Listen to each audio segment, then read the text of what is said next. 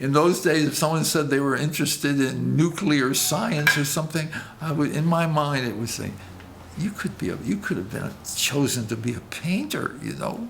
That was the only thing there was, you know, for me.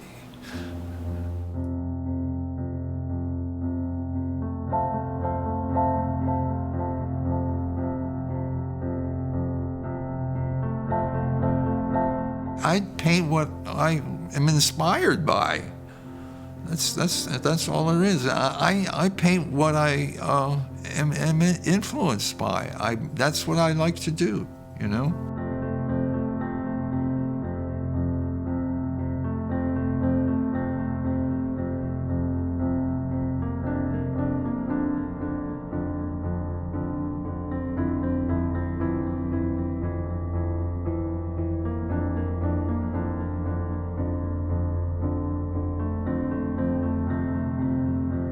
I wanted to come to New York because of the fact that there were many more artists. There weren't any artists around that I knew, and I was always, at Cranbrook, I was not a person that was that well, whose work was that well received by the faculty, although there were students that, along with me, who cared for my work. So I never felt put upon by that.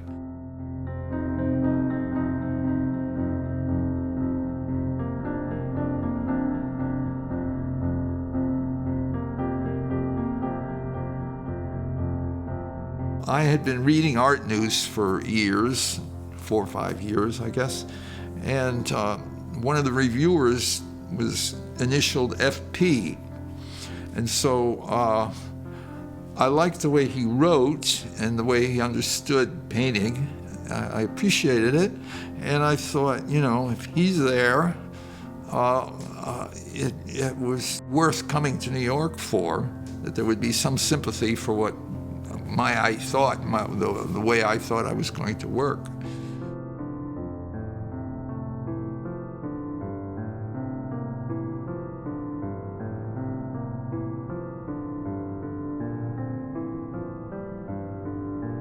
An art historian at Brooklyn College told me, or said, I didn't believe her at the time, she said, everything that was put into a still life had meaning.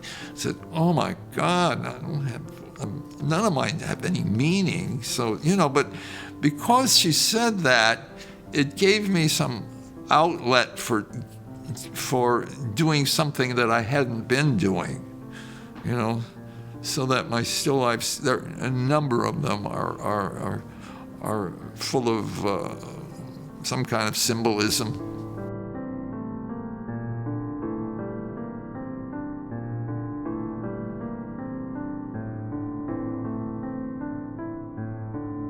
It's the composition I'm interested in. Can I make a composition? It's all about composition, drawing and composition. What I wanted to do when I painted a landscape was try to find something that balanced, that I could find a composition that I didn't have to be untruthful about, you know, as much as possible. Try to set it yourself, but they're hard to find, and I got very tired of looking for good motifs. I wanted to paint people free of some of the anxieties and whatever, you know. I wanted to paint something that was very much a part of art history, you know. I was very interested in Ang's painting of The Age of Gold, which he couldn't finish. And so I did this small thing, and I said to myself, I'll probably never be able to paint this because I don't think I'll ever be ready to be able to paint the figure that way, you know, that was with the kind of knowledge and whatever you need. So I put it aside and then painted the big street scene when I got to Rome.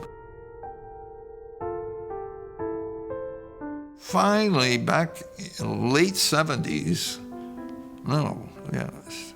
in the middle 70s, I got 3 big stretchers and decided to paint idols.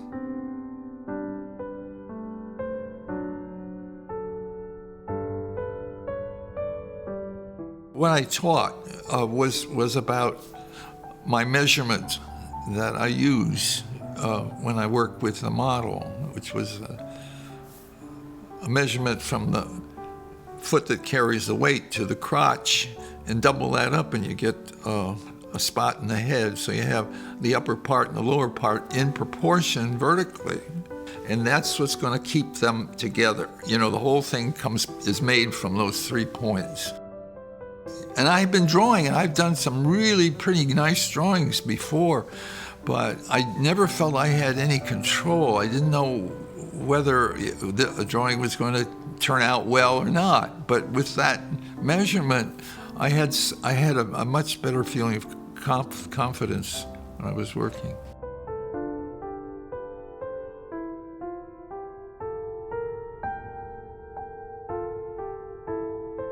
In the old days, a head was kind of the thing that showed you what you could do. That was the kind of the standard.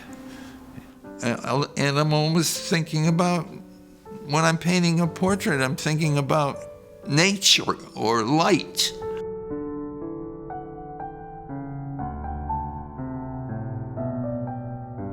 Every head has a fantastic shape to it. You know, they're not dull. And even though you start off with the points, you find that there are things that are so unique about them. Especially Kyle, I can't believe that I was painting her all this time and didn't even see what was the unique things about her face that I have found, you know. Every day she comes in and I say, oh my God, you know, I'm looking at something, I said, I didn't see that. I just didn't see that. And so there's always that tension when I'm working with her. But I always go for it. So every day it's a new painting. You know, she's got 35, 40 heads there. I had been painting on this, and I had the 3 points, but I'd been working on it, and I was afraid that they were slipping away from me. So I made this template, or whatever you would call it, and put it back so that, I'm giving you a graphic demonstration of my eyes here, you know.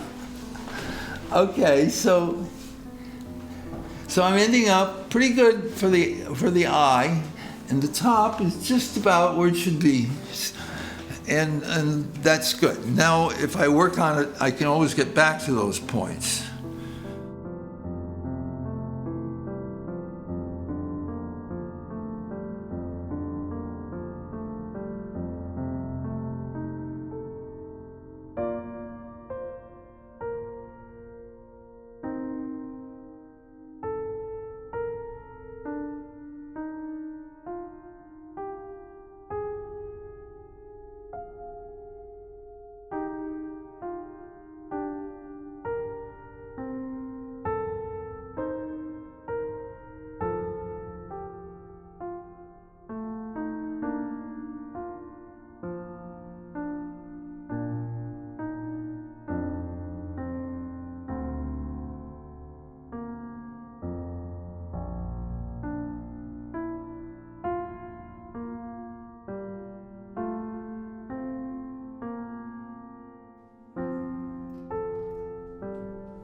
When this occurred, I had a choice, I suppose.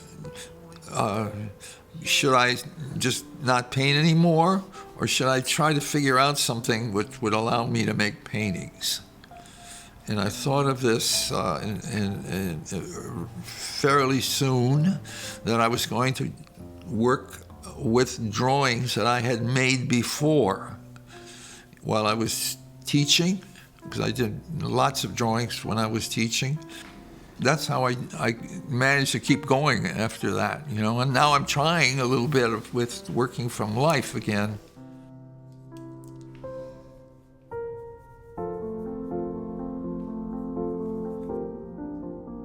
I don't see in front of me, so I have to paint on this a little bit off.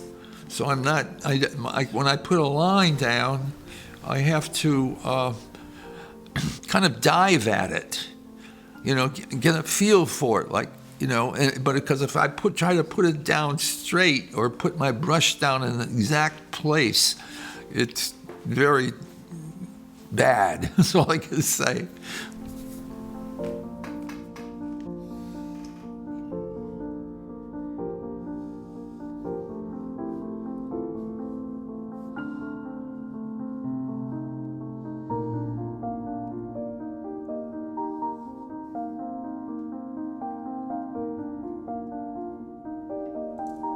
Why do I paint? Because I see things beautifully. I mean, I hope you understand what I mean. It's beautiful out there, and then there's that other meaning of that, which is good too. You know, I see things beautifully. I mean, you have to paint beautifully to get that beautiful. You know, you have to connect things. You have to simplify. You have to expand. You know, it's all a painting. You know, that's wonderful to do.